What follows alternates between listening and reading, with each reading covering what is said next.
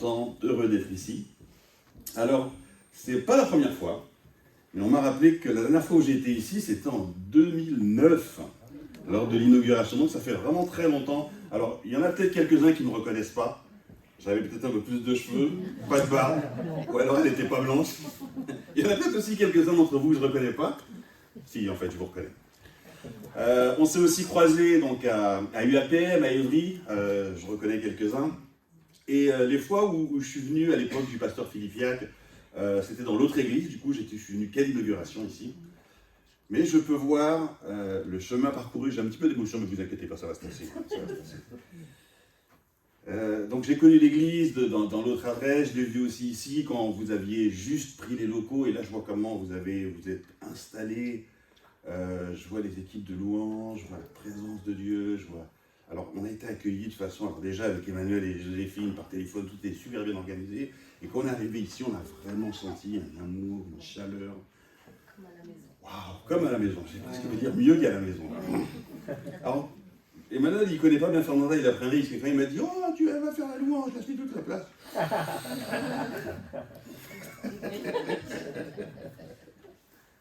En tout cas, on est vraiment très content d'être là. Alors, chaque église a son parcours. Je sais que cette église est implantée depuis longtemps. Je connais Peter Bolly, j'ai connu François et maintenant Emmanuel. Encore des transitions qui se passent très bien. C'est pas la même chose partout, croyez-moi. Et vous avez vraiment la chance d'avoir un jeune couple pastoral. Il n'y a pas beaucoup d'églises qui peuvent se vanter de ça. Et je vois qu'il y a pratiquement toutes les générations. Et chouchoutez-le pour qu'il reste longtemps. Chouchoutez-les, tous les deux. Et visiblement, vous le faites parce qu'il a toujours très bonne mine. Alors nous aussi, on a eu un parcours à l'église. Alors on a commencé l'église avec Fernanda. Alors je me présente, Didier Petit, Fernanda, ma femme, ça vous l'avez compris. On est mariés depuis presque 30 ans maintenant, 28 ans. Ça fait beaucoup. Merci. Alors on a 4 enfants. Vous en connaissez peut-être quelques-uns, si vous fréquentez les conventions jeunesse, etc. Vous devez les connaître. Et notre parcours d'église a été... déjà, il a commencé avec nous, donc il n'est pas si vieux que le vôtre. On a quand même pas mal galéré, mais en fin de compte, toutes ces galères, elles étaient organisées par Dieu. Et vraiment, au travers de la construction de l'église, Dieu a construit nos vies. La relation avec lui, il a construit, il a édifié notre foi. Et chaque parcours, chaque épreuve, ont vraiment été des étapes pour l'église, mais aussi pour nos vies et aussi pour notre couple. Je ne vais pas raconter 20 ans d'histoire de l'église, plus de 20 ans, mais vous le savez peut-être, l'année dernière, on a eu l'occasion de construire un bâtiment. Alors, c'était vraiment pas donné, vous savez, dans la région parisienne, c'est très cher. J'ai des confrères qui louent pour 6 000 €. Nous-mêmes, on a loué pour presque 3 000 € pendant de longues années. Alors, au départ, on a eu vraiment cette conviction que le Seigneur voulait établir une église aux Ulysses. Et alors, on n'avait pas de salle, on allait de maison en maison. Une fois, on a loué un restaurant. Alors, c'était pas mal le restaurant. Les gens rentraient, il y avait plein de bouteilles partout. Et puis, ils allaient au fond, c'était le culte. Enfin, c'était un peu... bref.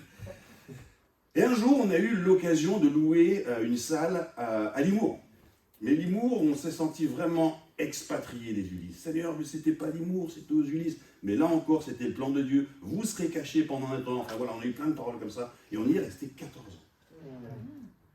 Je vous passe tous les détails. J'ai travaillé à la mairie des Ulysses. Vous retenez, les Ulysses, c'est la ville où on est maintenant. Je me suis retrouvé dans le bureau du maire.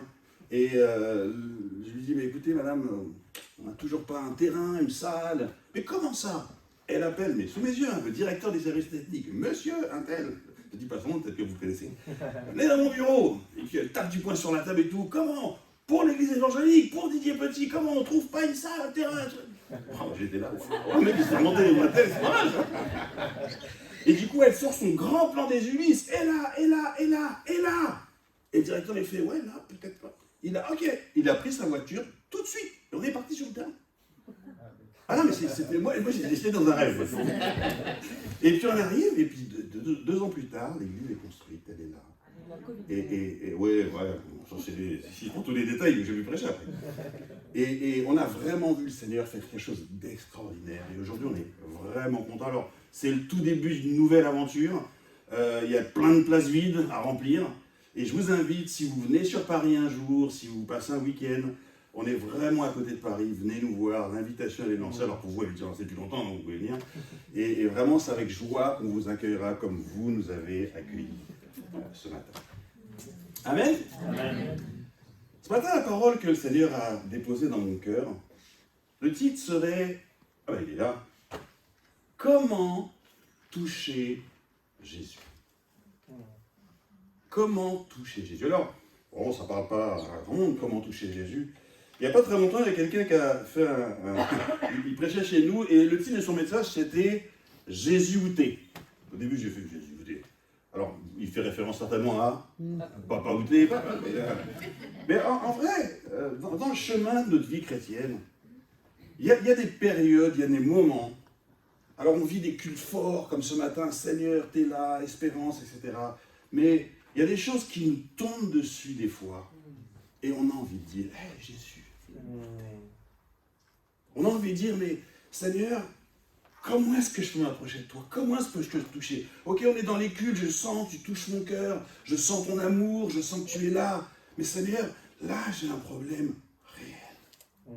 Là j'ai une difficulté réelle, une circonstance compliquée. Elle peut être au travail, ça peut être, on parlait de Franck tout à l'heure, ça peut être au niveau de la santé, ça peut être au niveau des relations. Et des fois on a tout notre monde qui s'effondre. Comment est-ce que je peux toucher Jésus? Alors quelques-uns d'entre vous diront, mais Didier, tu devrais peut-être modifier un petit peu ton titre, et ça devrait être, comment est-ce que, à l'époque de Jésus, les gens pouvaient toucher Jésus, être touchés par lui, recevoir quelque chose de lui. Parce que, aussi longtemps que, si on se réfère aux historiens, on sait très bien que, c'est pratiquement indéniable, Jésus est venu, il a vécu, on a écrit plein de choses à son sujet, mais même la Bible dit, il est mort, il est ressuscité, il est parti auprès du Père. Comment est-ce que tu peux nous dire, qu'est-ce que Jésus, comment est-ce que je peux toucher Jésus aujourd'hui? Alors, j'ai envie de vous dire, les évangiles n'ont pas été écrits pour faire la promotion du christianisme. Les évangiles n'ont pas été écrits pour qu'on puisse avoir des règles, des cérémonies, des choses à accomplir. Absolument pas. Et d'ailleurs, il y a un des disciples qui nous donne quelque part une définition de pourquoi est-ce que les évangiles ont été écrits. Alors peut-être que quelques-uns d'entre vous n'êtes pas très familiers avec la Bible, les évangiles. Vous savez certainement qu'il y en a 4. Les 4 ont été écrits pour des buts, pour le même but, celui qu'on va voir tout à l'heure, mais en tout cas pour des personnes différentes, pour des groupes de personnes différentes. Alors vous savez, Matthieu, Marc, Luc, Jean. Matthieu, ça a été le premier. Ça a été écrit pour les Juifs. Les Juifs qui s'étaient convertis, qui avaient accepté Jésus. Ils n'avaient peut-être pas de repère. Et Matthieu a écrit spécifiquement pour eux. Ensuite, le livre de Marc, l'évangile de Marc, qu'on pourrait appeler l'évangile de Pierre. Pas de confusion, mais en fait, Marc, qu'est-ce qu'il faisait? Il était tout le temps avec Pierre. Et Pierre, qu'est-ce qu'il faisait? Il prêchait l'évangile, il racontait les histoires de Jésus, et Pierre prenait des notes. Et un jour, on a compilé ces notes, et ça a donné l'évangile de Marc. L'évangile de Luc est bien différent. Un certain gars a demandé à Luc, écoute Luc, tu devrais retracer tout ce qui se dit là sur Jésus, et va et fais ton rapport, et reviens avec un document. Luc est allé voir tous les témoins oculaires encore vivants. Donc lui, ce n'est pas des racontars ou du... Non, il a été voir ceux qui avaient vu, ceux qui avaient entendu, ceux qui avaient expérimenté Jésus. Peut-être qu'il a eu plusieurs versions de chaque histoire, il a compilé en tout cas. Il n'a écrit que ce qu'il a entendu dire des témoins oculaires. Cet évangile, il est vraiment précieux. Il est ancré dans l'histoire. Auguste, enfin bref, il est vraiment très, très, très précis. Après, le 4e évangile, Jean, il semblerait que ça soit le plus perché de tous.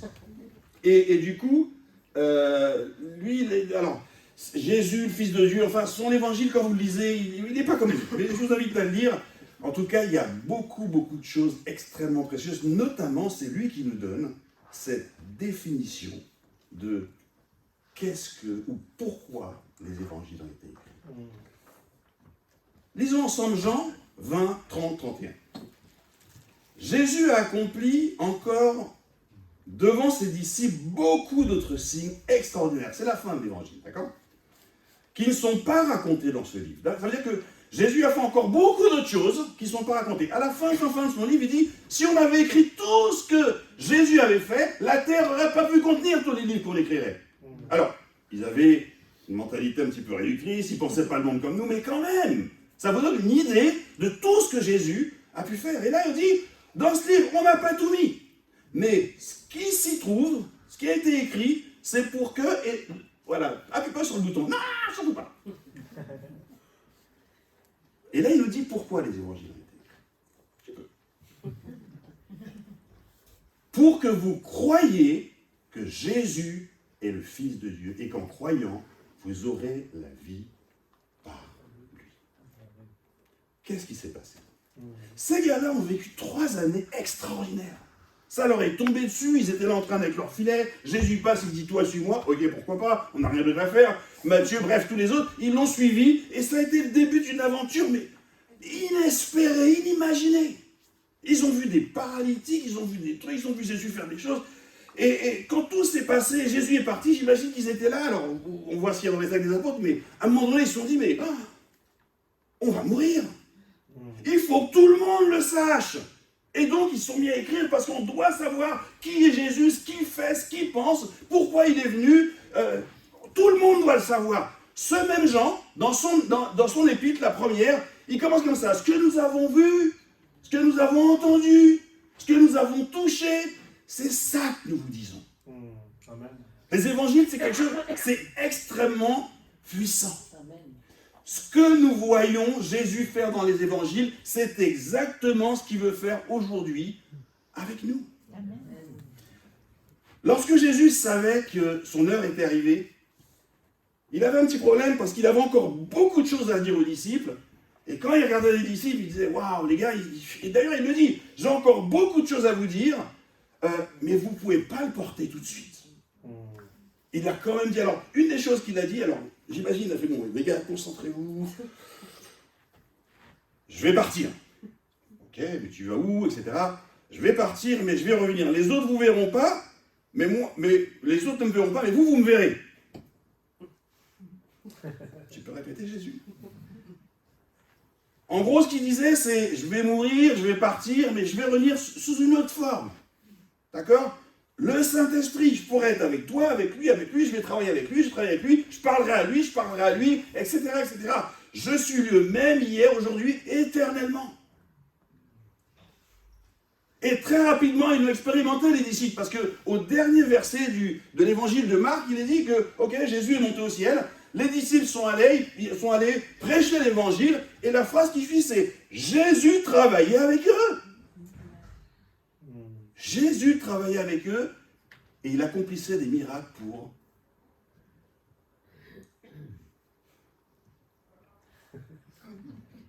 confirmer leurs paroles. Lorsque nous lisons les évangiles, nous devrions être attentifs à toutes les attitudes de Jésus, les interactions qu'il a avec les gens qui s'adressent à lui, comment est-ce qu'il réagit, comment est-ce qu'il répond. Parce que Jésus veut répondre de la même façon à chacun d'entre nous. Lorsque Jésus dit « Venez à moi, vous qui êtes fatigués et chargés », à l'époque, ils venaient à lui et tous étaient guéris, tous étaient touchés. Amen. Jésus veut le faire encore aujourd'hui. Mais comment est-ce que je peux m'approcher de Jésus? On va regarder une histoire ensemble dans les évangiles, justement. On va prendre l'évangile selon Marc, au chapitre 5. Et on va regarder comment 2 personnes s'approchent de Jésus et de façon complètement différente, mais surtout on va observer les réactions de Jésus eu égard à ces personnes. Alors, Jésus regagna la barque de l'autre rive, une foule de gens s'assembla autour de lui. Alors, évidemment, chaque fois que Jésus passait quelque part, dès qu'on savait qu'il était là, une foule immense est autour de lui. Et tous veulent quelque chose, veulent être touchés, ils ont besoin d'être guéris, tout le monde veut quelque chose de Jésus. Et on voit bien que tous n'obtiennent pas forcément, sauf ceux qui arrivent à s'approcher de lui. Vous me suivez? Ok. Donc, quelquefois Jésus est pris par une foule, peut-être que... Et il dit à ses disciples, Pierre, Jean, prenez votre bateau, on y va. Ils prennent le bateau, oh, la foule reste là-bas. Ils arrivent de l'autre côté de la rive, ce qui arrive ici, ce qui se passe ici. De l'autre côté de la rive, une foule de gens s'amasse encore autour de lui. alors qu'il se tenait au bord de l'eau. Un dirigeant de la synagogue, nommé Jairus. Alors, synagogue, ça vous parle, lorsqu'on lit les évangiles, constamment, on a ce groupe de personnes qui s'appelaient les pharisiens, qui se moquaient de Jésus, qui essayaient de le tourner en ridicule, qui essayaient de le piéger avec toutes sortes de choses. Ils étaient méchants avec lui. Ils ne l'aimaient pas du tout. Bon, Jésus leur rendait un peu quand même. Mais ce gars-là, c'est le chef de la synagogue. Donc en gros, il est du côté des pharisiens, même si lui, c'était un administratif, c'était pas un religieux. Mais il était de leur côté. J'imagine qu'ils se moquaient de Jésus aussi, ouais, celui-là, pour qui il se prend, etc., etc. Sauf qu'un jour, il a une tuile. Donc là, on voit que Jairus, il arrive, il voit Jésus, il tombe à ses pieds, et le supplie avec instance, ma petite fille est mourante, dit-il. Viens poser les mains sur elle, afin qu'elle soit sauvée et qu'elle vive. Waouh! Vous imaginez la scène? Ce gars qui se moquait de Jésus, qui... Et là, du coup, sa petite fille est mourante. Et il vient voir Jésus. Et puis, on peut imaginer Jésus qui dit, t'as qu'à aller voir les pharisiens pour qu'ils prient pour ta fille. Pourquoi est-ce que maintenant que tu as besoin, tu viens? Et il avait le droit de le faire, Jésus. Des fois, on lit la Bible, regardez, regardez ce qui se passe. Il tombe à ses pieds, etc. Jésus partit avec lui. Ni une, ni deux. Jésus dit, ok, on y va. Montre-moi le chemin de ta maison. Waouh! Pas de questions, rien du tout. On y reviendra tout à l'heure. Une grande foule le suivait et on le pressait de tous côtés. Vous imaginez la scène et vous connaissez aussi ce passage. Il y avait là une femme qui avait une perte de sang depuis 12 ans. Alors, vous savez, ils étaient tous juifs. Je sais que ça ne nous parle pas forcément à nous, occidentaux. Les femmes, on le sait, ont des périodes un peu délicates chaque mois. Mais bon, c'est pas très grave en fait. Sauf que pour les juifs, c'était déjà très très grave. Ces 3 à 4 jours, ou peu importe le nombre de jours, les femmes étaient mises à part. Elles étaient impures, sales, parias. Mais ça durait 3 jours. Elle, ça faisait 12 ans. En gros, elle était presque considérée comme une lépreuse. À côté, peut-être qu'elle veut mettre des clochettes, enfin, certainement pas, mais en tout cas, dès qu'on la reconnaissait, on la voyait, attends, si elle touchait quelque chose, si tu le touchais, t'étais impur jusqu'au soir, si elle s'asseyait quelque part, même chose, et on ne pouvait pas l'avoir imaginé la vie qu'elle a pu vivre, cette femme. En plus, il est dit qu'elle a dépensé tout ce qu'elle avait auprès des médecins. Et elle allait de pire en pire. Donc non seulement elle était complètement désocialisée, en plus elle était devenue complètement pauvre et complètement mise à l'écart. Et la suite du verset, c'est, il y avait une femme avec une perte de sang, qui avait, ça je veux le dire, tout ça, elle avait entendu parler de Jésus. Mes amis, ton expérience avec Dieu commence lorsque tu entends parler de Jésus. Et surtout, de ce que tu fais, de ce que tu entends. En fait, cette femme, peut-être dans le village, la ville où elle était, retirée, mise de côté, elle a entendu des gens parler de ça. Ah, il y a ce Jésus. Ah, ce Jésus, oui, il touche les gens, ils sont guéris, il leur parle, il leur impose les mains. Et ni une ni deux, ça a fait son chemin chez elle. Combien de fois elle a entendu? Je ne sais pas. Pendant combien de temps elle guettait? Mais quand est-ce qu'il va venir dans ma ville? Quand est-ce qu'il va venir dans ma ville? Et là, elle entend, Jésus, il est là. Mais c'est tout ce qu'elle avait entendu de Jésus, ça a construit quelque chose en elle. Ça a construit une foi très très forte. Et c'est pour ça qu'elle se disait, alors on va lire, je vais arrêter de... Voilà. Elle vint par derrière, vous connaissez l'histoire, et toucha son vêtement, car elle se disait, si je touche au moins ses vêtements, je serai sauvée. Et sa perte de sang s'arrêta aussitôt, et elle sentit dans son corps qu'elle était guérie de son mal. Waouh! Elle fait ça toute seule. Au même moment, Jésus se rendit compte qu'une force était sortie de lui, se retourna au milieu de la foule en demandant « Mais qui m'a touché ?» Et les disciples disent « Mais Jésus, tout le monde te touche. Demande plutôt « Mais qui ne m'a pas touché ?» Tout le monde te touche. Et ce qui est extraordinaire dans cette histoire, c'est que Jésus, en vrai, savait ce qui s'était passé. Il aurait très bien pu dire, ok, truc, et continuer son chemin. Non, non, non, non, non. Il s'arrête, il tourne, il pose les regards. Et là, on se dit, oh, cette femme, c'est super, c'est un héros, ouais, c'est moi. Mais c'est pas comme ça que ça se passe. Elle se dit, ah, je suis impur. Je vais être dévoilé devant tout le monde. Ah, peut-être que je vais rendre Jésus impur. Mais qu'est-ce que j'ai fait? S'assied. On va bien. On va bien. Ma fille. Ah bon. Jésus regardait autour de lui pour voir qui avait fait cela. La femme tremblait de peur parce qu'il lui était arrivé. Et elle vint se jeter à ses pieds. Elle était obligée de le faire. Et lui dit toute la vérité. En fait, elle s'est mise à ses pieds et elle lui a raconté toute son histoire. Et il a fait quoi, Jésus? Il a tout écouté. Amen. Parce que notre histoire intéresse Jésus. Et elle a dû mettre des détails. Et à la fin, il lui a dit, ah, ma fille, ta foi t'a guéri. Et dans toute cette histoire, nous tous, on a tous oublié notre petit Jairus et sa fille qui est mourante. J'imagine que Jairus est là, mais Jésus, j'étais là avant. Hein. Voilà, bon, c'est bon, elle est guérie, on peut y aller. Et il écoute l'histoire. Non, mais là, c'est bon. Et ni une ni deux, regardez ce qui se passe. Comme Jésus parlait encore, des gens arrivent de la maison de Jairus, du dirigeant de la synagogue, et lui disent, ta fille est morte. Pourquoi déranger encore le maître? Ça vous est certainement arrivé. Vous êtes dans une situation compliquée, difficile. Vous venez à l'église, vous dites, là, pasteur Emmanuel, est-ce que tu veux prier pour moi? Il prie, il y a une parole auquel le Seigneur va agir dans ta vie. Oh, vous vous sentez waouh, comme ce Jairus. Jésus, tu peux venir? Oui, je viens. Oh, super, alléluia. Sauf que dans le chemin, ce qui se passe, c'est que sa fille meurt. Tous les espoirs s'effondrent. J'ai connu un gars, pareil, il vient à l'église, oui, c'est difficile au travail, moi, on a prié avec, oh Seigneur, le gars, reboosté, il va au travail le lendemain, viré. Sauf que Dieu avait préparé quelque chose pour lui. Amen. Et très rapidement derrière, il a retrouvé un travail, et pour lui, c'est le meilleur travail de sa vie. Et là, c'est important ce que Jésus dit à ce gars, et vous le savez. Alors que les gars lui disent, non, n'importe plus le mettre parce que ta fille, elle est morte. Et Jésus lui dit,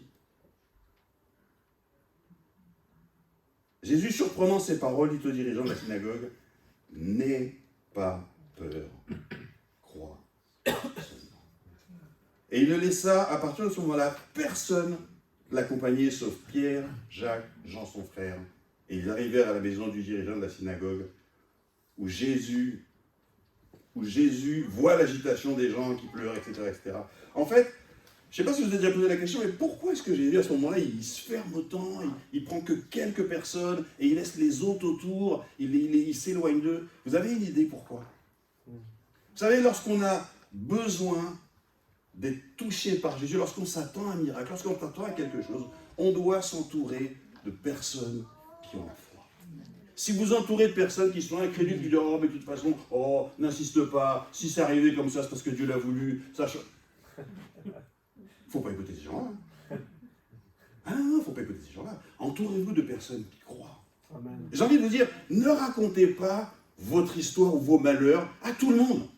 Racontez-les à des gens qui peuvent se tenir avec vous dans la prière et dans la foi, qui savent qu'il y a toujours de l'espoir. Parce que si Jésus n'était pas intervenu, j'avais eu qu'on aurait dit, il n'aurait même rien dit à Jésus. Bon, ça y est, c'est trop tard, la femme a pris ma place. Jésus lui dit, non, non, non, non, non. En gros, on n'est jamais trop mort pour une résurrection. Amen. Rien n'est trop difficile pour Dieu. Dieu peut tout changer dans ta vie. La seule différence, c'est qu'il faut croire. Ce que Jésus a fait avant, il veut le faire encore maintenant. Ça, c'est sûr. Vous connaissez la fin de l'histoire? Jésus va, alors il y a encore plein de gens qui pleurent, vous savez, en Israël. Ils avaient des pleureurs professionnels, en fait, ils étaient payés pour pleurer et faire du bruit. Jésus, ok, arrêtez tout ça. La fille, elle dort, ne vous inquiétez pas. Vous connaissez, il l'a ressuscité, il a surtout dit aux parents, vous ne dites rien à personne. Là, on voit deux contrastes. Il y en a quelques-uns à qui, lorsque Dieu les touche, Comme cette femme, il se passe quelque chose, les gens voient, et voilà. Et à d'autres, Jésus leur dit, surtout, tu dis rien. Et quelquefois dans nos vies, c'est la même chose. Il y a des choses que Dieu fait au grand jour, et des fois, il y a des choses que Dieu fait, et ça reste quelque part secret. Qu'est-ce qu'on peut apprendre de ces deux personnes?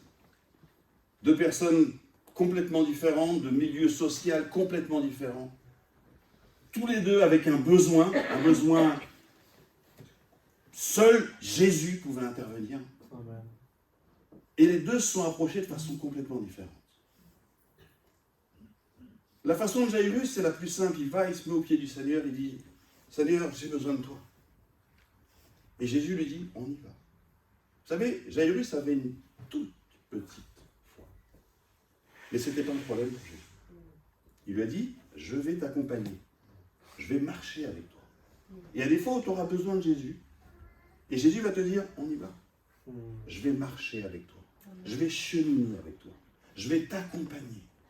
Et au bout, tu auras ce dont tu as besoin. Ça, c'est une première approche. Pourquoi est-ce que je dis qu'il a une petite foi? Peut-être qu'il y en a certains d'entre vous qui le disent.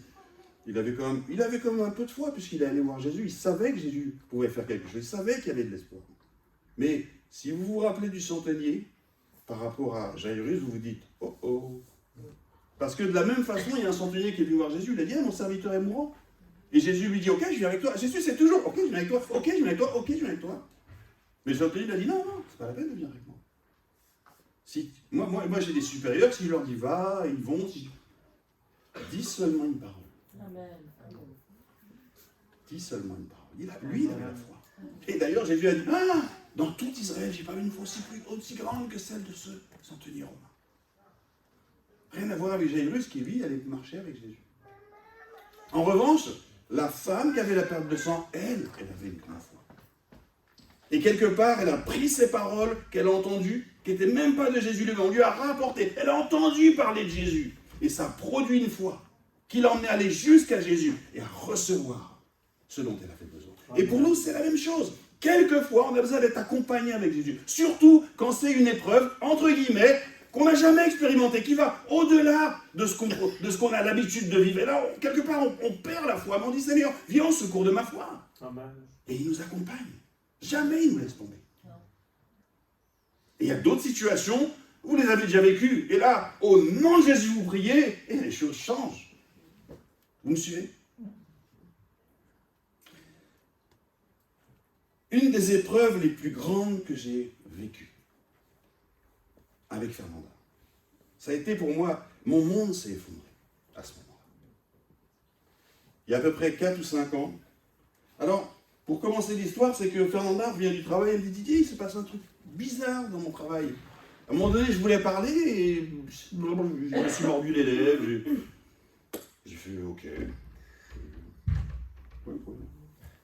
J'ai fait OK, j'ai prêté attention quand même. Il s'est passé quelques semaines et on est dimanche matin, il est 9h, Fernanda se prépare, elle va conduire le culte. Je suis dans la chambre et elle me dit, ah Didier, ça m'arrive comme la dernière fois. Je fais quoi? Et puis elle se retourne, elle me regarde, et je voyais dans ses yeux qu'elle voulait me parler, mais elle ne pouvait pas. Elle était comme ça. J'ai fait, oh là là. Puis à un moment donné, alors, elle plaisante, mais non, on arrête de rigoler, hein. Puis je me lève, j'ai fait, là. Et puis là, elle fait, oh, qu'est-ce qui se passe? Ok, je prends le téléphone, j'appelle les pompiers. Mais j'étais dans, alors j'allais dire un rêve, mais c'est plus un cauchemar. Alors vous voyez à quoi je pense, et je me dis, je regarde, la truc, je repars, je reviens avec le téléphone, on ne sait pas quoi faire. J'appelle les pompiers, je leur dis, j'appelle l'église, tout le monde se met en prière. Au bout de 10 minutes, les pompiers arrivent, ils s'occupent de Fernanda, ils font des diagnostics, etc. Alors, on avait tous une idée que c'était un AVC ou quelque chose qui se passait. Et Fernanda reprend un peu plus ses idées, et le pompier dit, bon, on vous emmène, madame. Fernanda dit, non, on n'est nulle part, je vais à l'église. Enfin, parlant bizarre avec les... Je vais à l'église, je vais m'occuper du culte. Le pompier dit, écoute, tu t'occuperas qu'une seule fois du culte, c'est comme ça. On vous emmène, madame. On se retrouve tous dehors, dans la rue, les gyrophares, les trucs, Fernanda avec des yeux comme ça.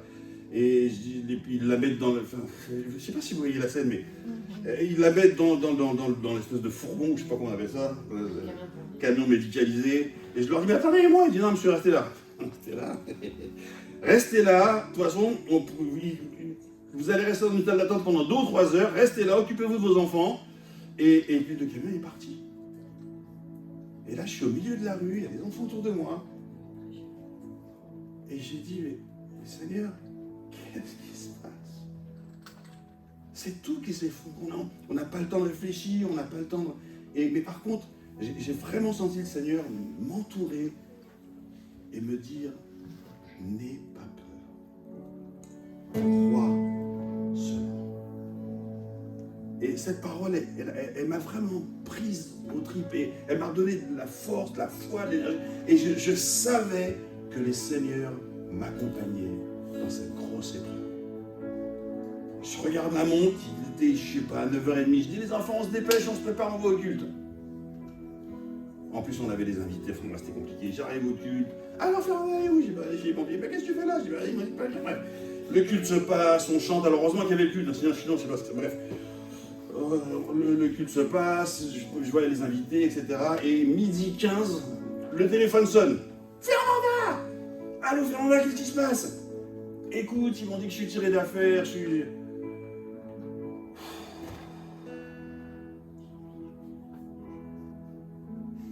N'aie pas peur, crois. Notre monde peut s'effondrer. Jésus est là. Nous devons nous approcher de lui. Quelquefois, les circonstances viennent à nous. Que nous puissions avoir cette présence d'esprit. Jésus, tu es là. Vous savez, quelquefois, et c'est dommage, on est des chrétiens, on vient à l'église, on est fervents. Mais quand une tuile comme ça arrive, quand quelque chose nous tombe dessus, on rame. On oublie que Jésus est là. Amen. C'est arrivé aux disciples. La tempête, c'est quand ils étaient sur le point de mourir. Mais Seigneur, tu t'inquiètes pas. Il était là tout le temps. Il fallait juste le réveiller. Jésus veille sur toi. Jésus t'aime. La façon dont tu vois Jésus répondre dans les évangiles, il te répondra à toi de la même façon. Si tu dis, écoute Jésus, j'ai un souci, il va te dire, hey, on y va. Je vais t'accompagner. Et si sur le chemin, la situation devient pire, n'aie pas peur, crois seulement. C'est juste là pour t'effrayer. Crois seulement. Je vous invite à vous lever.